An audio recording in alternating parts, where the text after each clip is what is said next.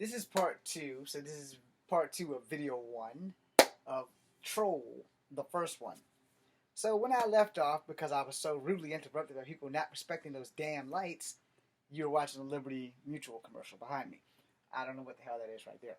But anyway, the bottom line is there are things in the movie that you could survive and fight with. First and foremost, it's funny how in this movie nobody noticed that the building was turning.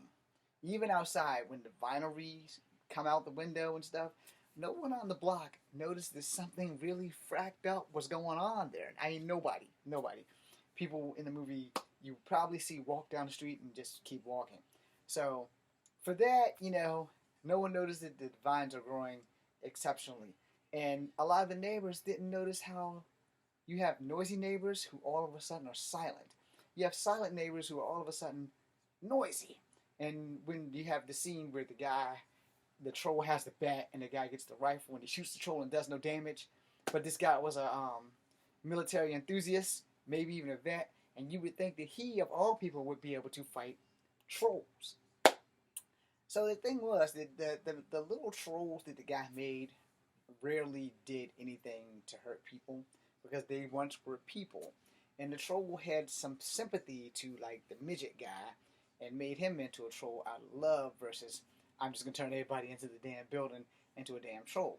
Now the old lady was a wizard or a witch or whatever, and she was a key factor in the movie, which she gave Dude the magical staff to combat the troll, which wound up using it on the big giant thing that you see in the other video and the troll, but the troll was also in love with the girl, which is what was the deciding factor of the film. Now, this video that I'm making is how you will combat this damn troll.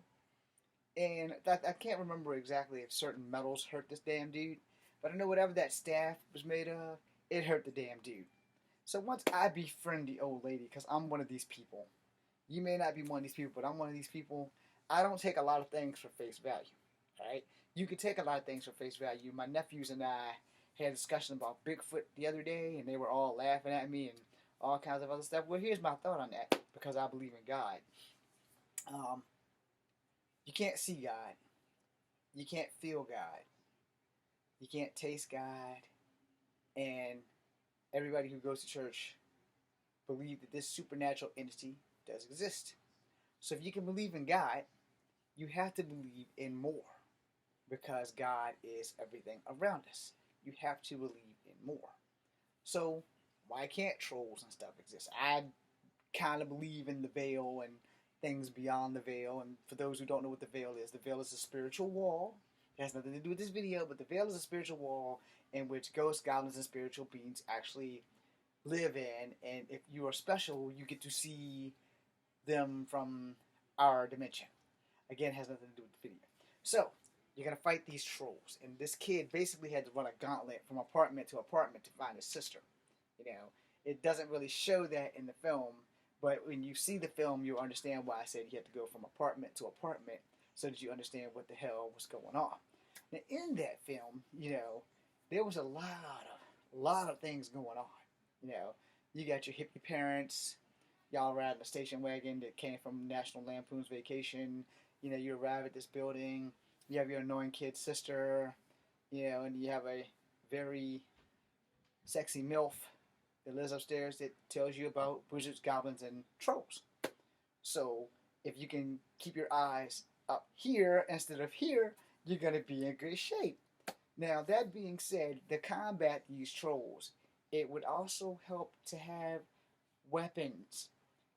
Unless you were the soldier who got beat while you had a gun and the troll had the bat.